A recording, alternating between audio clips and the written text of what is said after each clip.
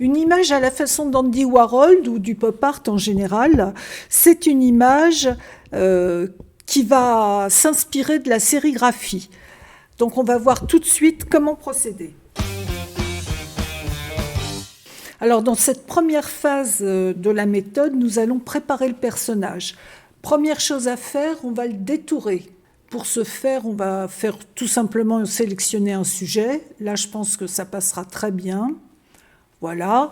Et on va avoir besoin de cette sélection, donc on va la mémoriser. On va dans Sélection, mémoriser la sélection, et on va l'appeler Michel.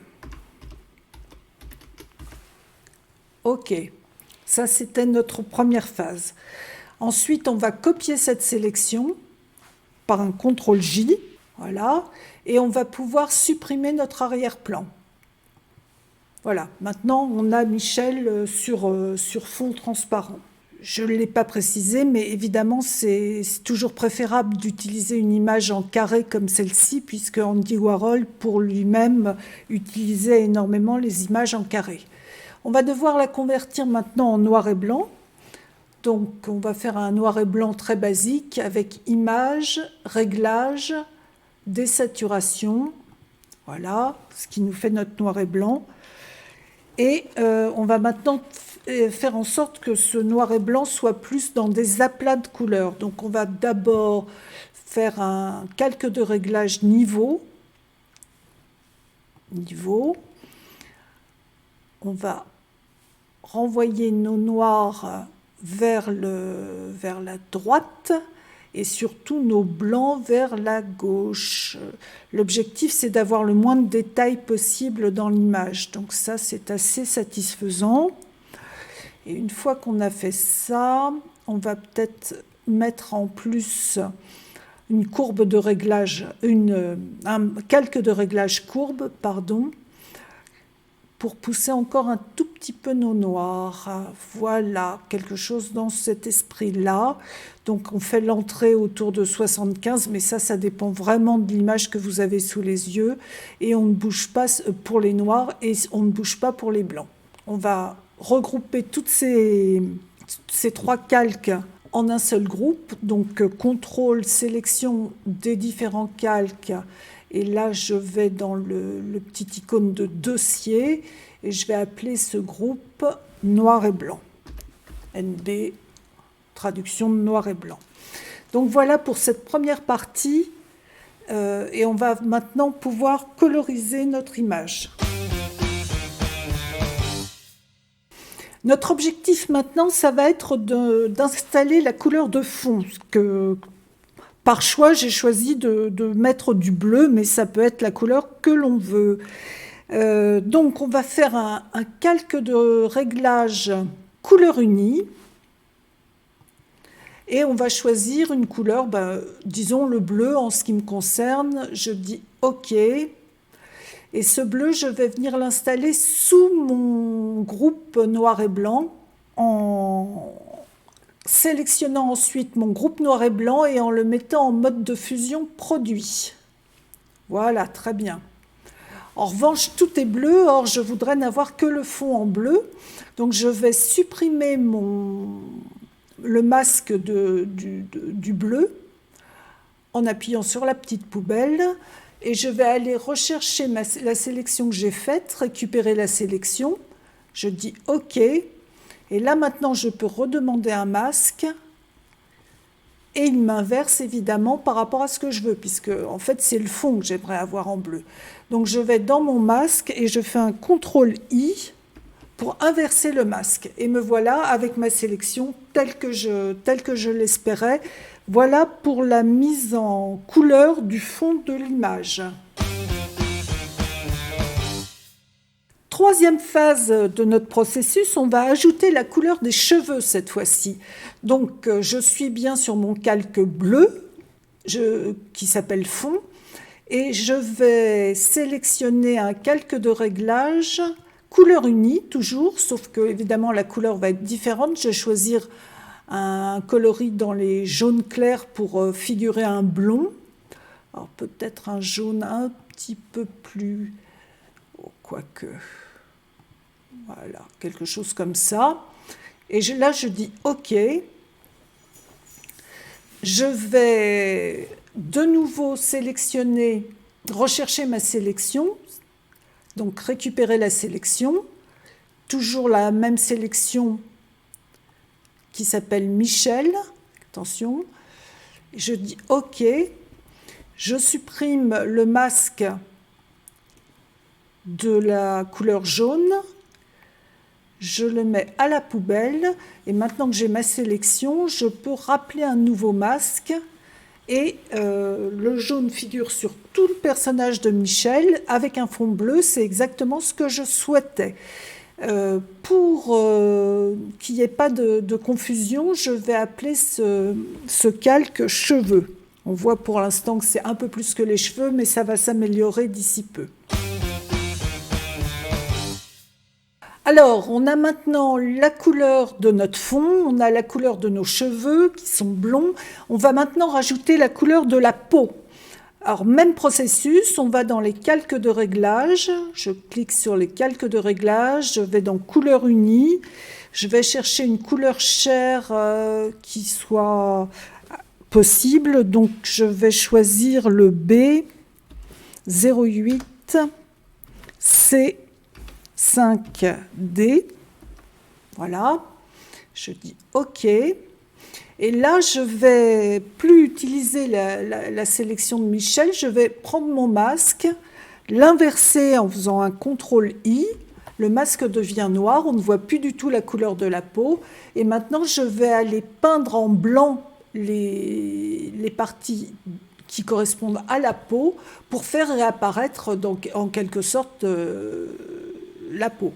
Donc je prends le pinceau, je vérifie que je suis bien en couleur blanche de premier plan et que j'ai bien sélectionné mon masque, et je viens peut-être avec un pinceau un peu plus grand, au moins pour commencer, voilà, je viens dessiner la peau du personnage.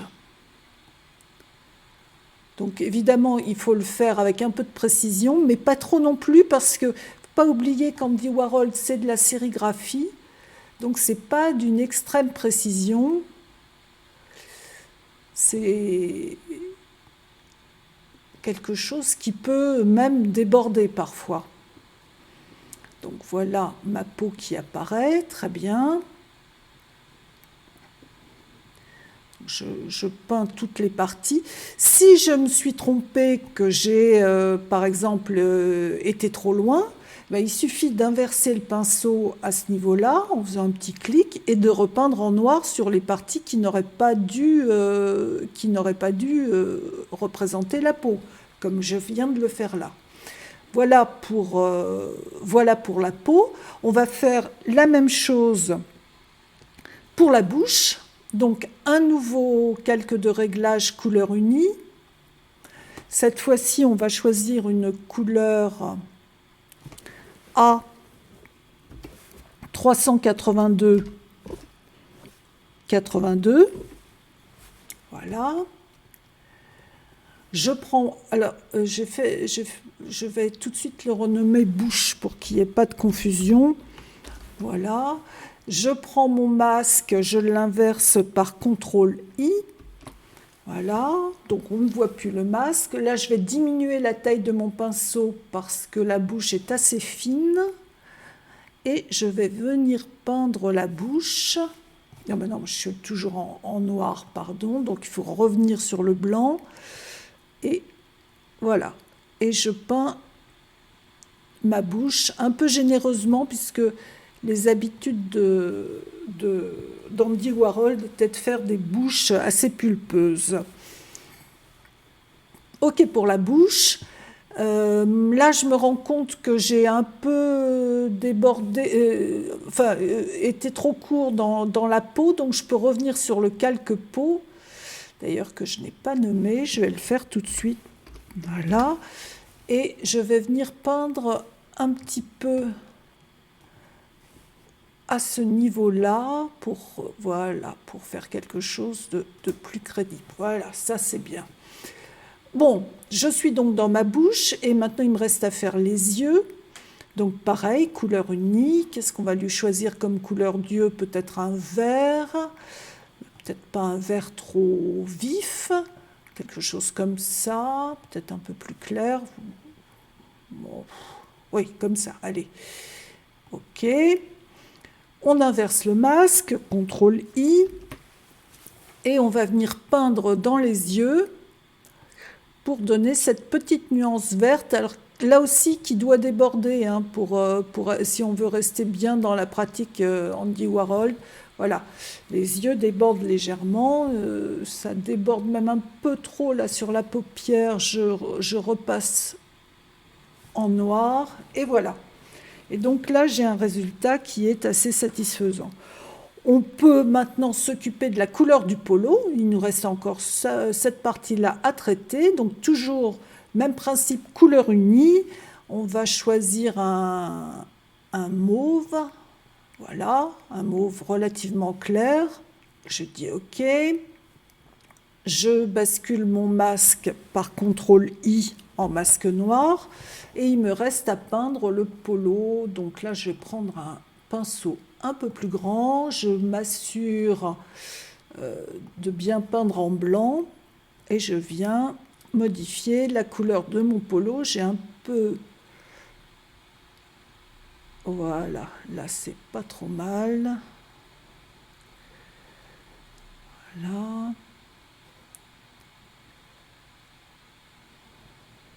Toute la question c'est toujours d'éviter de trop déborder.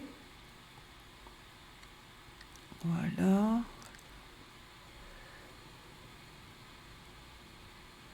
Mais en sachant que si on déborde, eh ben, il suffit de repeindre en noir pour retrouver notre... Typiquement, là, c'est ce que j'ai fait parce que mon pinceau était trop grand. Donc, je vais inverser et repeindre en noir à ce niveau-là pour que la barbe soit bien dans les jaunes. Et je me rends compte que le coup, je l'ai oublié, je l'ai laissé en jaune. Erreur fatale. Donc je peux revenir... Alors je vais déjà indiquer que là, je suis sur le polo. Et je vais revenir sur la peau, peindre en blanc. Donc inverser là. Non, c'est pas ça que je veux faire. Je veux peindre en blanc. Voilà. Je suis sur mon masque de peau. Ah, je peins en noir. Donc il ne se passe rien, évidemment, quand on peint en noir. Voilà. Et voilà ma peau qui réapparaît. Voilà. Donc là encore, je rectifie légèrement pour rattraper cette barbe qui nous pose des problèmes. Et voilà le résultat, donc assez satisfaisant pour un global. Voilà. Donc voilà la façon de faire à la Andy Warhol. Il nous reste à voir la façon de dupliquer ce calque, puisque Andy Warhol, quand il travaille souvent en juxtaposant plusieurs fois la même image avec des couleurs différentes. Donc comment on va procéder? Il ne faut pas recommencer tout le processus, on va faire beaucoup plus simple. On va aller dans Images, Dupliquer. On va l'appeler copie 1, puisqu'on aura 4 copies au total. Enfin, pas 4, 3, puisque l'original plus les 3 copies. Donc on est sur notre copie 1. On a tous nos masques qui sont préexistants, qui ne doivent pas évoluer. Et ce qui va simplement évoluer, c'est la couleur qu'on choisit. Donc on fait un double clic dans le fond, qui était bleu sur la première version, et admettons qu'on choisisse de le mettre en rouge sur cette version-là, c'est OK.